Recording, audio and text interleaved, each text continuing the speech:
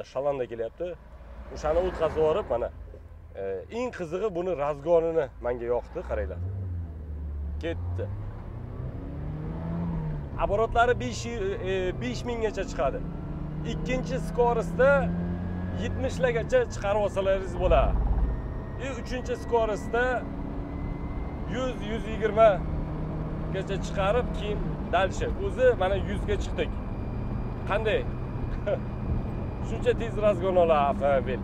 Даже Gentra, Lacetti haydab, boshqa markalar bir xillari chiqishi mumkin. Lekin bu mexanika korobka bo'lib turib, Niva bo'lib turib, korobka rossiyskiy, motor rossiyskiy, 1.7, 140 mi ot kuchi bo'lishi kerak. Shuncha bo'lib turib, shunaqa razgon olganiga men hayron qolyapman. Niva avtomobillarining minuslari juda ko'p. Uni sanash menimcha foydasi yo'q, chunki bu minuslar Niva'ning muammosi emas, bu sizning muammongiz. Agar Niva avtomobili sizga yoqmayotgan bo'lsa, bu Niva'ni yoki buni ishlab chiqaruvchilarning muammosi emas. Bu sizning muammongiz. Niva sotib oldingizmi, значит bu sizga yoqqani uchun sotib olgansiz. Niva avtomobildan zavoddan muzika magnitofon qo'yilmagan. Nimaga bilasizlarmi? Chunki bunda 4 ta orkestr bor. O'zi shunisi ham 4 ta. Birinchisi motor, ikkinchisi korobka, uchinchisi oldi mos, to'rtinchisi orqa mos. Shularni chiqargan muzikasi o'zi qulog'ingizga yaxshi, приятный bo'lib maza qilib ketasiz yo'llarda. Men hech o'ylamagandim. Qachondir Tahoda, elektromobillarda, даже Li9, yana qimmat mashinalarda o'ynalar haydovchilari o'ynalarini tushirib, men haydab yurgan avtomobilga qaraydi deb.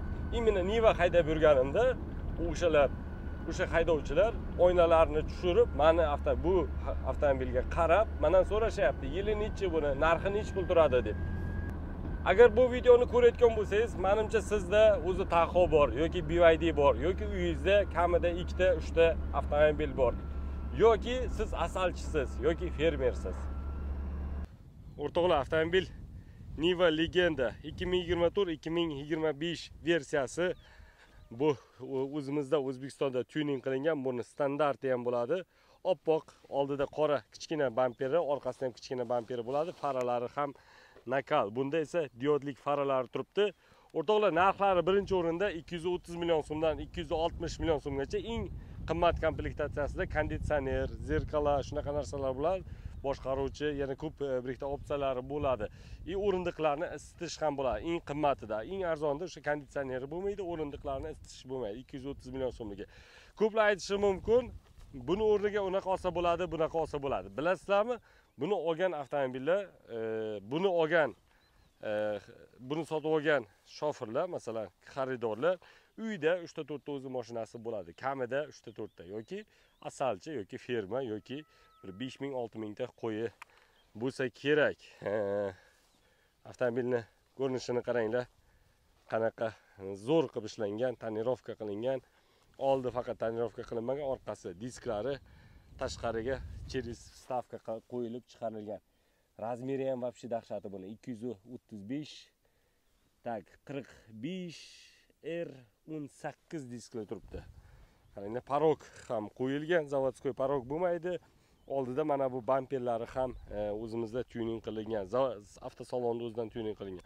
Xuddi shunaqa qilib ham beradi agar xohlasalaringiz yoki standartini sotib olsalaringiz bo'ladi. Uni Instagramga kirsalaringiz, ularning ham videolari bor. Instagram tagida qoldiraman. O'rtoqlar, bu avtomobil 1.7 motor. Tak, o'sha motor bu tomonga ochiladi. Avvaldan o'zi ochib qo'ygandim. Uni qaranglar, rossiyskiy motor, rossiyskiy korobka, полностью rossiyskiy avtomobil. Bironta elektronikasi, lampochkasi Xitoy yoki boshqa davlatniki bo'lishi mumkin, lekin qolgani hammasi. Даже balonlar ham rossiyskiy qo'yilgan. Bu zapaska o'zgarmagan, hech qanaqa.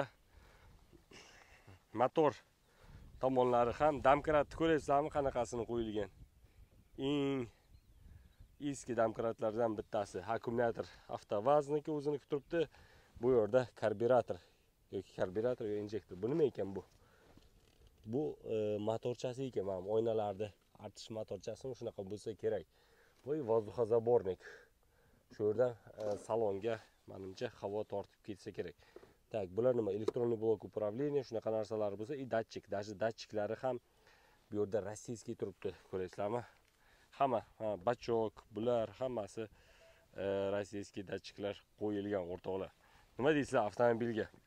Faqat mana bu tuning qilinganda, endi tuning qilingan faralari, lampalari menimcha shu Xitoydagi bo'lsa kerak. Buni yopish ham juda ham bir antiqa, o'ziga xos yopiladi. Tak, tashlab yuborsak yopilar ekanmi, yo'qmi? Tashlab yuborsak yopildi o'rtoqlar. Keyin meni bitta pretenziyam bor, imенно shunaqa avtomobil chiqarayotganlar, shunaqa fara ishlab chiqaradi. Bu xitoyliklar olib kelsa kerak menimcha. Iltimos, agar bozorda yoki kim sotayotgan bo'lsa, buni yaxshilab tekshiringlar, chunki moyka qilganda mana bu ichiga suv kirib qolyapti, salgina parlanib qolyapti. Unisida parlanmas, imенно mana shunisi parlanib qolyapti. Unisi yaxshi turibdi. Bulari ham xuddi shunaqa parlangani yo'q. Buni menimcha o'sha bitta braka chiqib qolgan bo'lsa, shuni almashtirib olsa menimcha zo'r bo'ladi. Lasechalarda kichkina yamachalardan o'tsangiz bilinmaydi. Bu bilinadi. Lekin bilinsa ham qanaqadir приятно dug'urlaydi. Dug'urlaganini eshitsangiz qo'rqmasdan uverенно ketaverasiz. Masalan, Lasetida dug'urlaganini eshitsangiz, hadovoy ketibdi, bir nima bo'ldi, o'qitvorasiz, bilasizmi? Lasetti, Gentrada yoki boshqa inomarkalarda. Lekin bunda dug'urlaydi-ku, bilasizlarmi? Buni dug'urlasa yoki bironta ovoz chiqsa, o'sha podveska hadovoylardan qo'rqmaysiz, maza qilib ketaverasiz, hech nima qilmaydi deb ketaverasiz yana. Tagidan ko'rsak, baraban, orqada baraban tormozlar, glushiter bu tomonda turibdi, prujinalar. Glushiter, mana bu yerda bitta rezina bor ekan, qaranglar. U o'sha mana shu mostga tegsa kerak, yoqqa bu yoqqa. Yomon yo'llarda haydaganda. Va boshqa hech qanaqa yo'q. Mazlani qaranglar.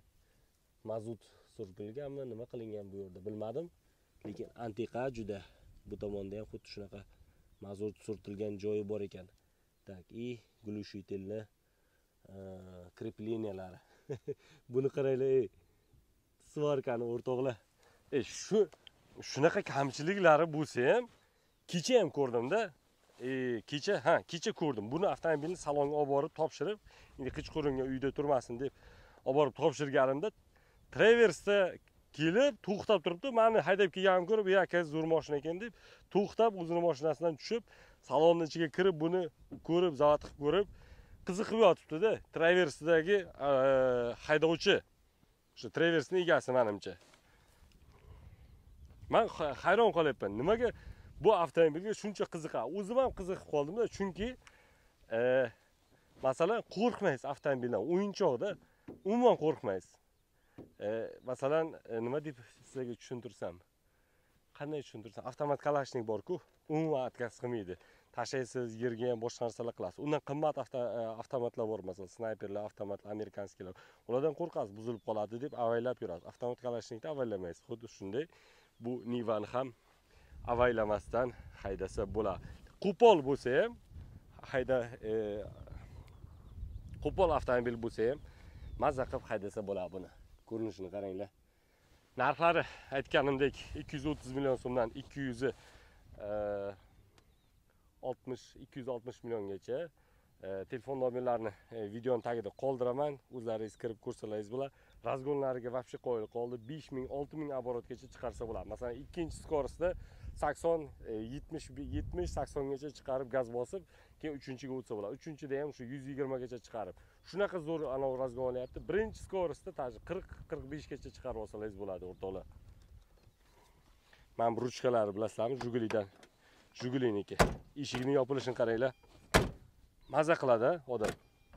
Faqat mana bu tuning qilingan orqa oynasi uni boshqacha bo'ladi. Mana shu yerda ham bu Xitoydan chiqqan menimcha, o'zi O'zbekistonda o'zimizda qo'yilgan. Mana shuni ichidan ham suv kirdi, ko'rdim o'zim.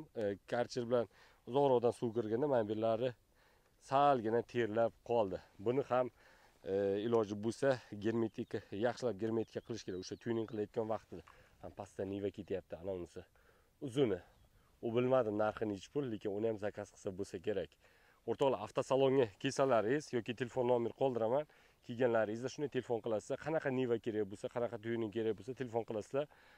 Sizga uzunimi, kaltasimi yoki orqasi pikaplasimi mana bu yerda ketyapti, ko'ryapsizlarmi? U tomonda nimadir portlatyapti ekan. mani u tomonga qo'ymadi. Ratsiyada qorovullar yuribdi, qo'ymadi mani. Stalbaga nimagadir yo'l ochib portlatyapti. Tosh boshlar uchib keladi, mashinangizda tosh ustiga tushsa, pachoq qilib qo'yish mumkin. Shuning uchun uzoqroqqa boring dedi. O'sha stalbalarni oldida edi. Men shu yerga yaqinroq bordim, bu yerdan ichkaridan. Yaqinroq bordim, aka keting bu yerdan, iltimos dedi. Eshik obshivkalari bu shuma izolyatsiya qilingani ichidan, tashqarisidan shuma izolyatsiya qilingani standartida bo'lmaydi menimcha shuma izolyatsiyasi. Bardachok, konditsioner, bunda konditsioner bor, qaranglar o'rtoqlar. И раздатка скорости. Так, buni olib qo'yik. 6 ta передача, bittasi orqaga undan, bittasi пониженный, повышенный va blokirovka differensial. Ruchniga xuddi Jiguli hamma Nivalarniki bilan bir xil. Podgolovniklari boshqacha qilingan, o'zi o'zgartirilgan. Yuqorida panorama uchun panorama yoki lyuk uchun joy qoldirilgan. Uni bilmadim. Shu izolyatsiya yo'q, menimcha. Mana bu yerda borga o'xshaydi. Bu yerda yo'q. Ya o'xshayapti.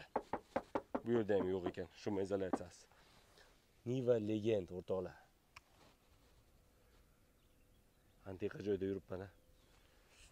Agar xohlasalaringiz avtosalonga kelib, imенно shu avtomobilni yoki boshqachalarni Niva Travel bor, sal yangiroq versiyasi, o'zi ko'p joyi ana formalari boshqacha, uni avaylashga to'g'ri keladi. Menga yoqqanlari shu oqi yoki qorasi. Umuman tuning qilinmagan standartnisi bo'lsa juda zo'r bo'ladi. Buni avtosalonda o'ziga kelib haydab ko'rsalaringiz bo'ladi o'rtoqlar. Skorost qo'shishi, razdavka, mana bular blokirovka differensial qo'shganim yo'q. Menga kerak emas ular. Spokойно shuni o'zida ham haydab ketaveraman. Pastliklar qaranglar, bu aynan shunaqa joylar uchunda o'zi yoki o'zi tuning qilingan versiyasi shahar uchun ham qilib haydasa bo'ladi. Yo'lni topdim.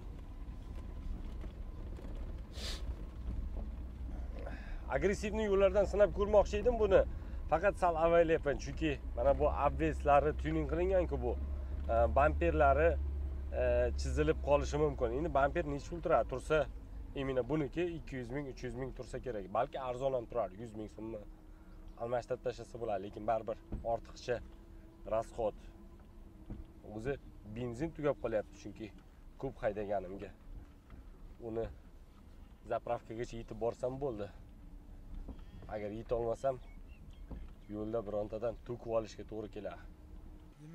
Qishloqda ko'ring, ko'p ekan, bu yoqda firmalarda Niva ko'p ekan. Orqada nimadir bo'lyapti u yerda Niva. Zavodskoy o'zi kraskalatdingmi bu? Yo'q, o'zi zavodskoy kraska bu, qorasi 2025. Bu qora hech Niva chiqmayapti deyman. Yo'q, o'zi 2024-2025 chiqyapti mashina. Hozir ham chiqyapti. Faqat narxi 230 million so'm. Qorasi ham? Qorasi farqi yo'q. Buni standarti bor. Bu yerda faralari bamper qo'yilgan-ku. Buni nechi buni? 2024da oxiri bu. Yangi hali 300 km yurgan mashina.